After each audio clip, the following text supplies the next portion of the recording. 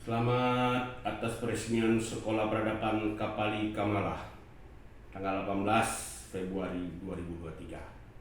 Santo Water ingin memberikan kontribusi sebagai pendukung ya, karena Santo Water ini juga merupakan kearifan leluhur Nusantara, ya, bagaimana air bening berisi rempah Nusantara, ya, diaduk seperti puting beliung oksigennya.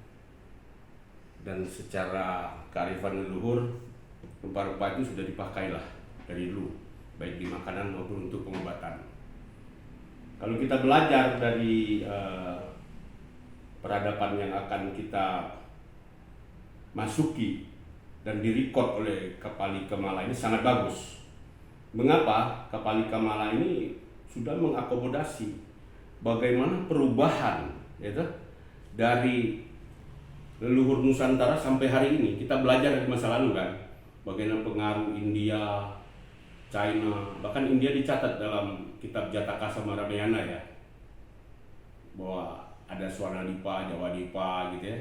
Bahkan di Cina sendiri dalam perjalanan penjelajah Fahie abad ke-5 itu dicatat juga mereka ke Swarnadipa dan sebagainya.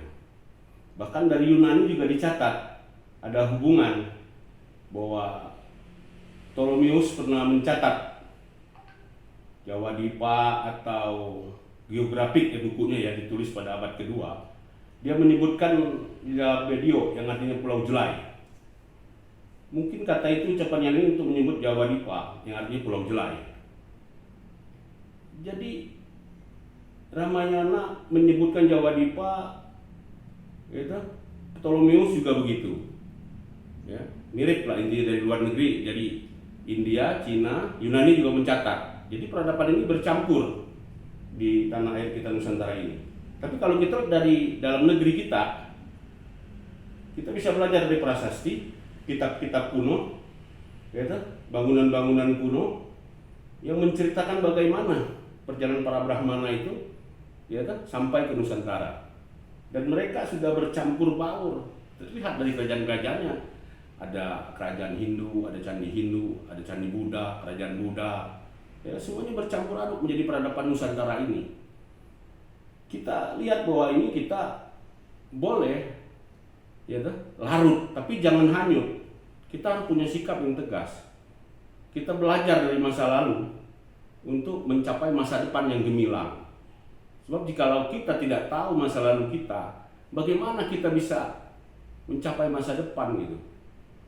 Kita belajar dari kitab Sutasoma misalnya, bagaimana saat itu di Majapahit ya, dikarang oleh Empu Tantular, bahwa di dalam kitab Sutasoma diajarkan bagaimana waktu ada perdebatan Hindu dan Buddha, ya, Hindu mengajarkan kebenaran, Buddha mengajarkan kebenaran atau Dharma. Jadi dua-duanya mengajarkan kebenaran, bahwa kebenaran itu zat suci Allah itu, dan tidak ada kebenaran yang mendua. Makanya Bhinneka Tunggal Ika Tanhana Dharma Mangroha. Itu kan luar biasa kalau diaplikasikan saat-saat ini.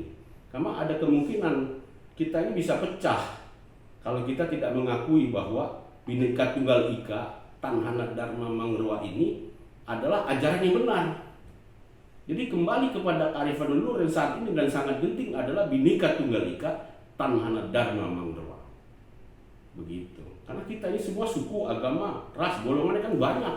Udah percampuran antara India, China, ya, terbanyak agama, Hindu, Buddha, Kristen, Islam.